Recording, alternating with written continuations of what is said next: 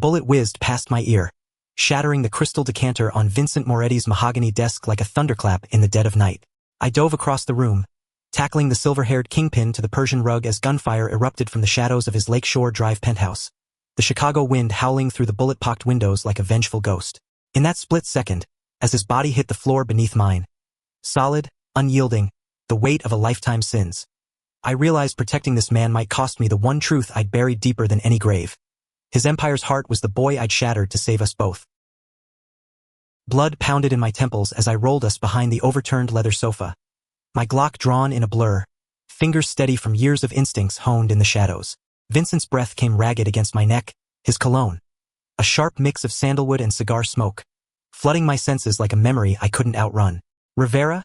he growled, voice gravelly from decades of barked orders and swallowed regrets. "You always were my best damn shield."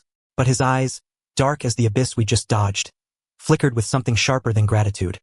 Calculation, maybe, or the flicker of a father sensing the storm about to break over his hidden son. I fired back twice, the recoil jarring my shoulder, and one shooter crumpled in the hallway, his silenced pistol clattering like a dropped promise.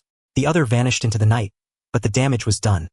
Shards of glass glittered on the floor like fallen stars, and the air hung heavy with the metallic tang of near death.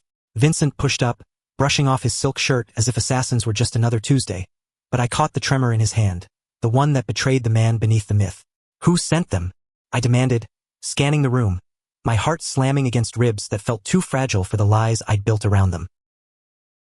"Does it matter?" He straightened his tie, a crimson slash against white, and poured 2 fingers of bourbon from the surviving bottle, handing me one with a nod that sealed our pact anew. "You're alive. That's what counts." But as we stood there, the city lights bleeding through the curtains like accusations, I couldn't shake the ghost in the room, the one with hazel eyes and a laugh that once unraveled me. Luca.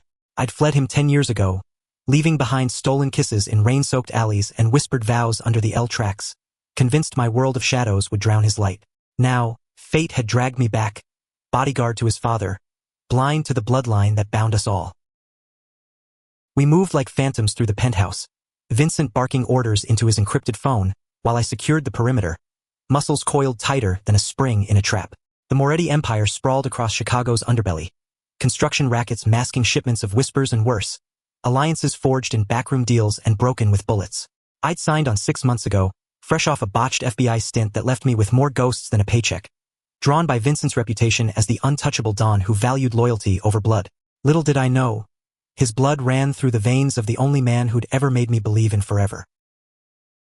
By dawn, the cleanup crew arrived, silent men in dark suits who swept away evidence like sins at confession.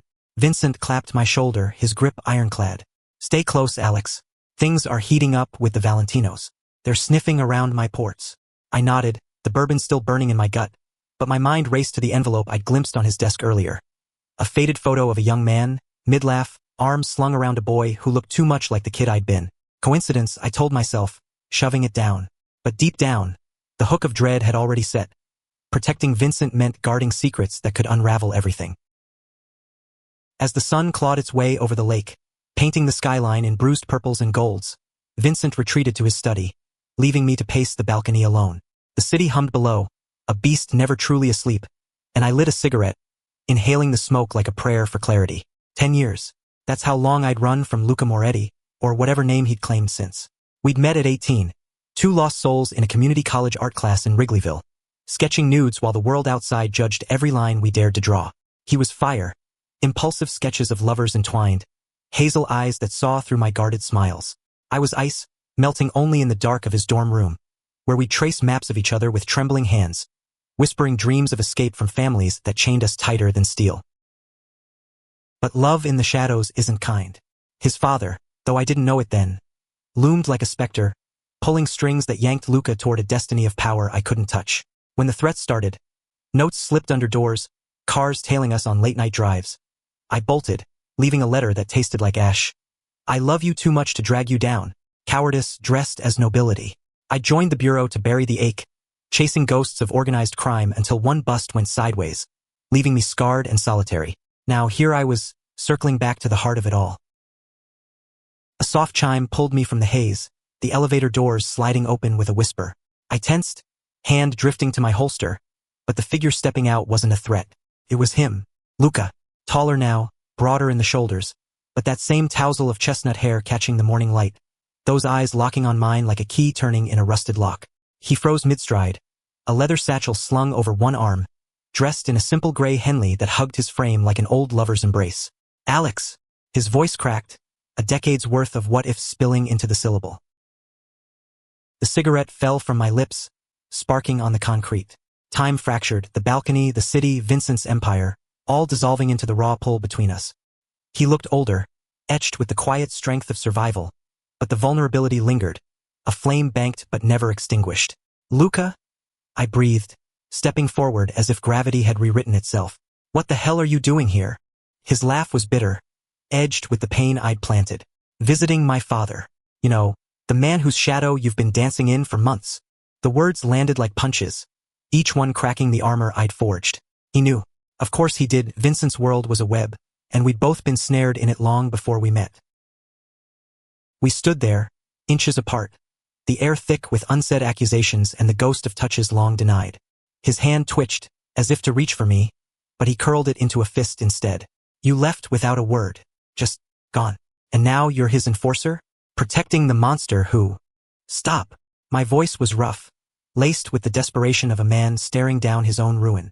Vincent's study door creaked open then, his silhouette filling the frame like Judgment Day. Luca, he called, tone brooking no argument. We have business.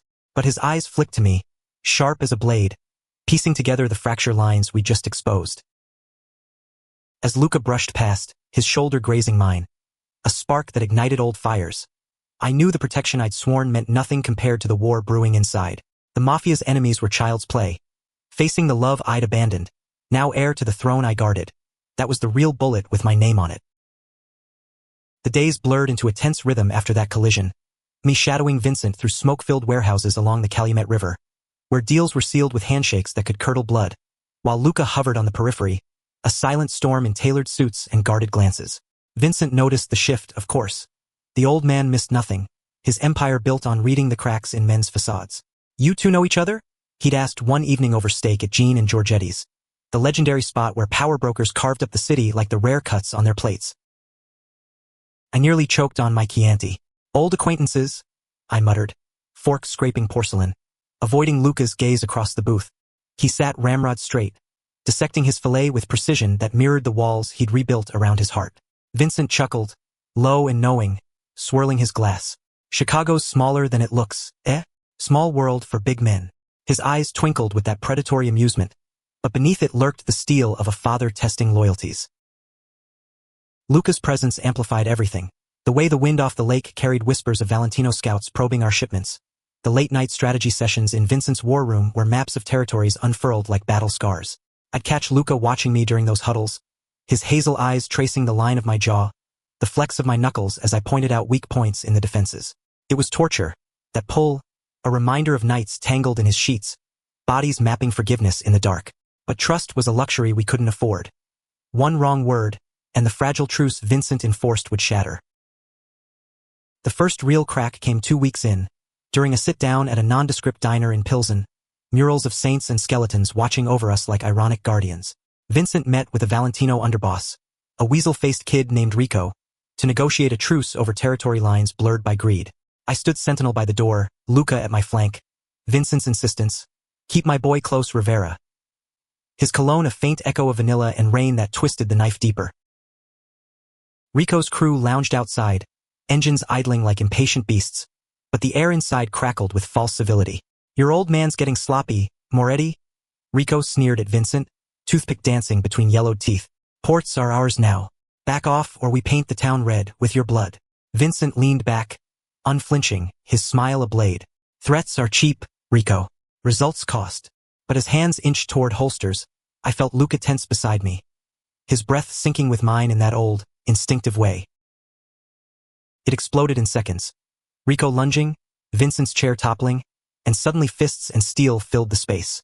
I tackled Rico, my knee driving into his gut, Glock barking once into the ceiling to scatter his rats. Luca was a whirlwind, disarming a goon with a chair leg, his movements fluid, lethal, trained. I realized, in the same shadows I'd fled. Vincent rose like a phoenix, pistol steady, dropping another with cold precision. Out! He roared, and we spilled into the street, tires screeching as the Valentinos peeled away, leaving bullet holes in our Escalade like parting curses. Adrenaline surged as we regrouped in the alley, breaths heaving, the scent of gunpowder mingling with garbage and regret. Vincent clapped Luca's back. Good form, son. You're learning. Then his gaze pinned me. Rivera saved my skin again. You two make a hell of a team. Luca met my eyes then, raw and unguarded, the fight stripping away pretense. Yeah, he murmured, voice husky. We always did. That night, back at the penthouse, the walls closed in. Vincent retired early, citing a migraine. Code for plotting vengeance. But Luca lingered in the kitchen, pouring scotch neat, the amber liquid catching firelight like unspoken confessions. I joined him, drawn despite the danger, our shoulders brushing at the island. Why'd you come back? He asked, not looking up, glass trembling slightly in his grip. To protect him. The words tasted hollow. And you? He set the glass down, turning to face me, close enough to feel the heat radiating from his skin. Family calls. Always does. His fingers ghosted my arm, tracing a scar from that long-ago night when we'd fought off his father's friends, who didn't approve of us. You look good, Alex. Haunted, but good. The touch ignited, pulling me under, and before reason could surface, my hand cupped his jaw, thumb brushing the stubble I'd once shaved with stolen tenderness. Our kiss was collision. Fierce, desperate, years of ache pouring out in the clash of teeth and the salt of tears neither would admit. He tasted like scotch and home, his body molding to mine as hands roamed, rediscovering paths long overgrown. We stumbled to the guest room, door slamming like a vow, clothes shedding in a frenzy until skin met skin, gasps echoing the city's pulse. It was reclamation, raw and reverent. His nails raking my back as I mapped the changes in him, the strength he'd forged from my abandonment. I never stopped. He whispered against my throat, voice breaking. Not for a day. But ecstasy fades, leaving truths in the cold light of after. As we lay tangled, sweat cooling, the weight settled. Your father's war. It's swallowing us, I said, fingers threading his hair. He stiffened, pulling back, eyes shadowed. He's all I have left of Mom. And you left me with nothing. The accusation stung, fair as a fresh wound. We'd bridged the gap, but the chasm of Vincent's legacy yawned wider, threatening to drag us under. Dawn brought retaliation. A burner phone buzzed on the nightstand. Vincent's voice, clipped and urgent. Valentino's hit the warehouse. Get here now. Luca bolted up, the lover vanishing behind the air. And I followed, the interlude a fragile dream cracking under reality's boot. The warehouse reeked of scorched crates and spilled diesel, flames licking the night sky as fire trucks wailed in the distance. Bodies littered the concrete. Our guys, twisted in final defiance. And Vincent stood amid the carnage, face a mask of fury, barking at cops on his payroll to spin the accident. Luca knelt by a fallen capo, closing the man's eyes with a gentleness that belied the violence, while I scouted the perimeter, rage boiling for the blood we'd spilled and the lives we'd claimed. They're escalating, Vincent snarled when we regrouped in his armored SUV, Chicago's lights streaking past like accusations. Rico's playing for keeps. We hit back hard, tomorrow. Their main safe house in Little Village. Luca nodded, jaw set, but his hand found mine in the shadows, squeezing once. A lifeline in the storm. I squeezed back, the bond reforged, but doubt gnawed. Protecting Vincent meant endangering Luca, the boy, no, the man, I'd sworn to shield by leaving. That squeeze lingered as we plotted in the war room, blueprints unfurling under harsh fluorescence, the air thick with cigar haze and tension. Vincent paced, a lion caged, dictating strikes with the precision of a surgeon. Rivera, you lead the breach. Luca, cover the exfil. Our eyes met across the table, a silent vow amid the machinations. But as the old man detailed the op, Molotovs through windows, silenced rounds for sentries, I saw the toll in Luca's face, the flicker of a soul weary of the cycle. Later, in the hallway, away from prying ears, Luca cornered me, back against the wall, his body a warm press that scattered thoughts. This isn't us, Alex. Blood for blood. It's his poison, not ours. His lips brushed my ear, voice a plea wrapped in fire. Run with me. After this, leave the empire to rot. The offer hung, sweet as forbidden fruit, but Vincent's shadow loomed. Loyalty bought with second chances, and the ghosts of those I'd failed before.